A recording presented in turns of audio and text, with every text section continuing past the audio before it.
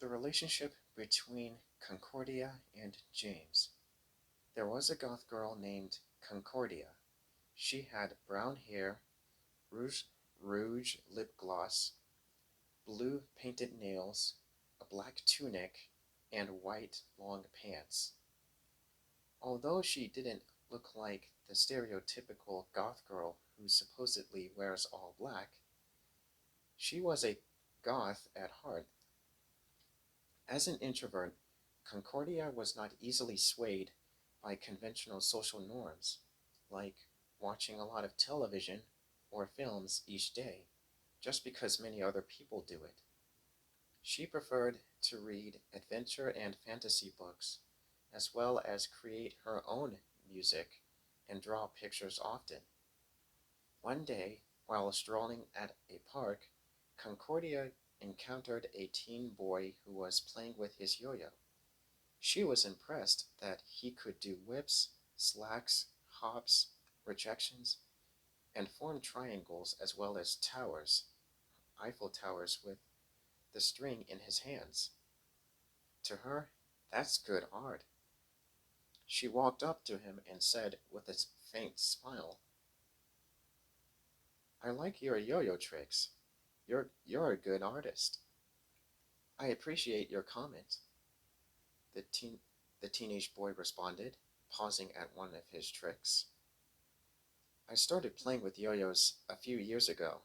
I learned a lot of tricks from several people, then created my own. The teenage boy finished his yo yo trick and then examined Concordia's appearance.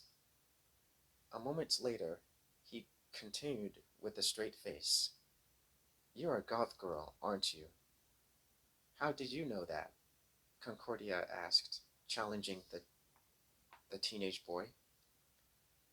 I heard stories about goth girls wearing black dresses, black lip gloss, and have faces pale with makeup. I also heard that they, as a group, are into darkness, rock music, death, etc., he explained. Anyway, my name is James. What's yours? My name is Concordia, and as a correction, goth girls are not monolithic, but are into self-expression, so they don't have to wear all black, but can wear any colored clothing they want. That applies to lip gloss and hair as well. Moreover, some goth girls are into rock music, while others prefer classical music, pop music, jazz, and ambient music, the latter two which I really like.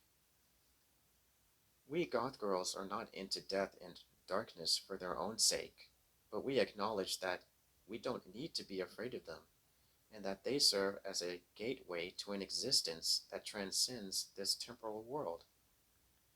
Impressed, James remarked, that is an interesting perspective. You may have persuaded me to view goth girls in a more positive light. Concordia and James walked through the park together and paid attention to the green grass, the trees, the sky, and the sunlight around them. Later, while the tran- I'm sorry. Later, while the relationship between Concordia and James was developing, each had discovered the other's other hobbies and interests. For example, they both like reading fantasy and science fiction. James told Concordia that he, like her, was not easily swayed by conventional social norms. He also revealed that he likes to draw flowers, landscapes, and faces of other people. At one time, James drew a picture of Concordia, who in turn drew one of him. Each was impressed with the other and realized that they liked each other. Although James liked Concordia, as a Christian, he wasn't certain that they were meant for each other. You know, Concordia, I honestly don't think that Christians and Goths are meant to be in a very close relationship with one another. My uncle, who is a pastor, once told me that Christians are not to be unequally yoked with unbelievers, for light and darkness are not compatible with one another. James expressed with concern. I understand, James, Concordia remarked sympathetically. But did you know that it's possible to be a Goth and a Christian at the same time? She continued. Goth people come from a variety of religious backgrounds, such as Christian, Jewish, pagan, Muslim, etc. As I said before, Goth is a lifestyle with a strong emphasis on self-expression, individuality, and originality. A person does not have to adhere to a strict set of beliefs to be considered a Goth. Instead, he or she is free to be themselves. James thought about what Concordia just said for a while. Weeks went by. As James learned about the more complex aspects of being a Goth, such as being warm-hearted towards other people, despite appearing cold to others, and witnessing Concordia's respectful interactions with other Christians, including his uncle and aunt, despite not agreeing with each other on everything, he realized that Christians and Goths are not so different after all.